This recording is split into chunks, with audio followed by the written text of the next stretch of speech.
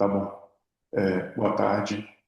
Inicialmente, eu gostaria de agradecer a oportunidade da minha participação no evento e dar os parabéns à Ciranda pela organização desse encontro.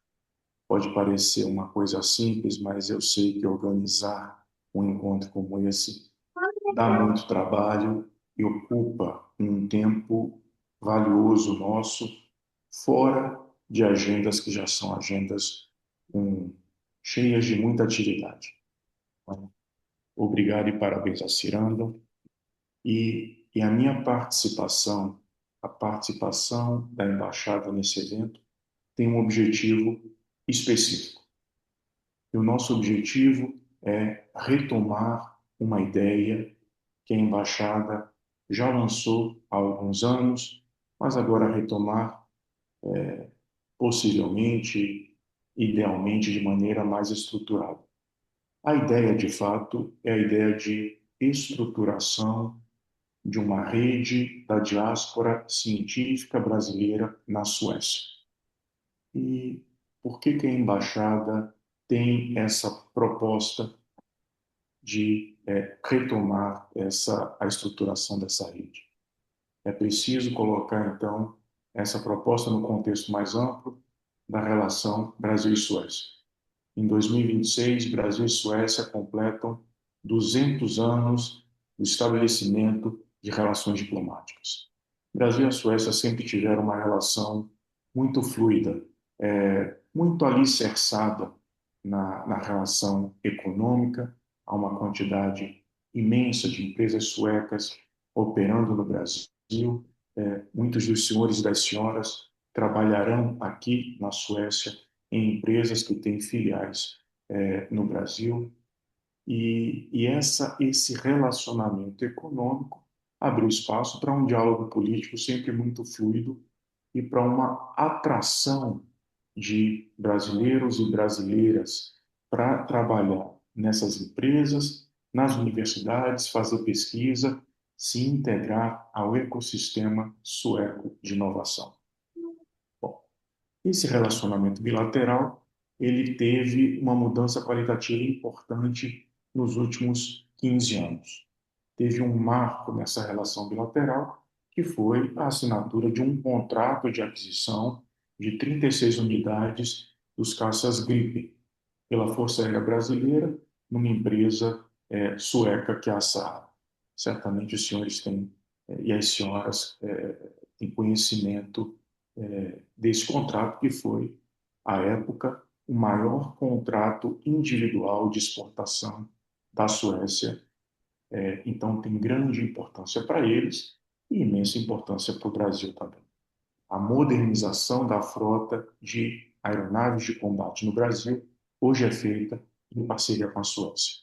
Bom, isso abre espaço para uma cooperação em defesa intensa, que, aliás, acabou de ter um novo momento agora, porque Suécia acabou de assinar o contrato de aquisição de 4 aeronaves C-390 Millennium por parte da Embraer. Então, a renovação da frota de aeronaves de transporte da Suécia acontecerá com um produto brasileiro. Bom, abre-se espaço para uma cooperação em defesa, e no contexto dessa cooperação em defesa se estabelece uma cooperação em inovação para a aeronáutica. Uma cooperação formal que integra instituições de pesquisa, agências de financiamento, universidades, empresas e órgãos federais, nos dois lados. Ora, essa cooperação é tão bem sucedida que ela é estendida para 4 áreas da indústria: bioeconomia, cidades sustentáveis, mineração sustentável e uma última área que sempre me foge, eu vou me lembrar. Não há uma área formal agora, mas há um grupo de trabalho estruturado para inteligência artificial. Mineração sustentável é a última área, que agora está numa transição para transição energética, porque a gente quer incluir também a área de metalurgia verde. Ora, Brasil e Suécia têm hoje uma cooperação que já dura 10 anos e é estruturada nessas quatro áreas. Estruturada com editais regulares para chamada de projetos, estruturada com cooperação entre empresas, estruturada com um diálogo em termos de propriedade intelectual para discutir a divisão de royalties de produtos novos que surgem dessa cooperação. Inovação, hoje, é o núcleo da relação bilateral Brasil-Suécia.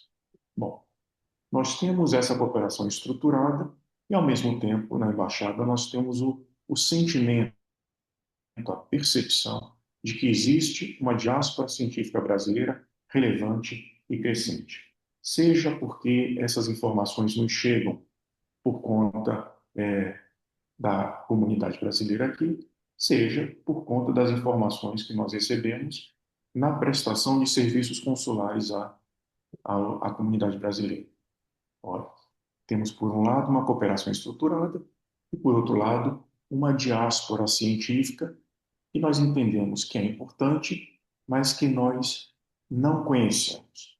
A embaixada, nos últimos 5 anos, fez 2 encontros, se é que podemos chamar assim, de pesquisadores, com grupos de pesquisadores brasileiros na Suécia, lançando essa ideia de estruturar uma rede, e a dificuldade que nós encontramos é de uma disposição de um grupo relevante da diáspora científica em apropriar-se dessa proposta.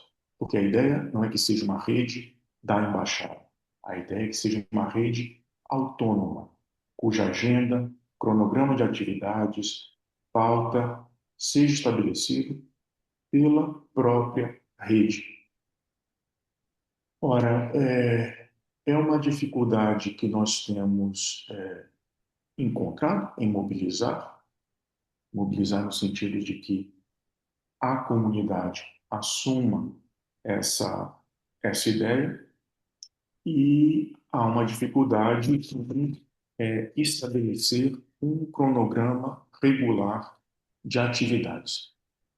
No nosso entendimento, a grande dificuldade é dar um objetivo concreto, né? Estabelecer uma pauta que justifique a energia do tempo, que incontornavelmente grupos da comunidade precisarão dedicar para a estruturação dessa rede.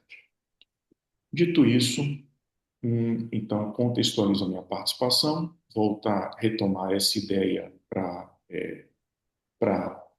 os participantes dessa reunião e propor duas coisas, na verdade. Uma é que aqueles interessados nessa proposta se associem às redes sociais da embaixada, principalmente LinkedIn e Instagram, que é o canal de comunicação que a gente usa para dar conhecimento das atividades da cooperação. Os editais, os projetos de desenvolvimento, vocês terão informações sobre essa cooperação por meio das redes sociais.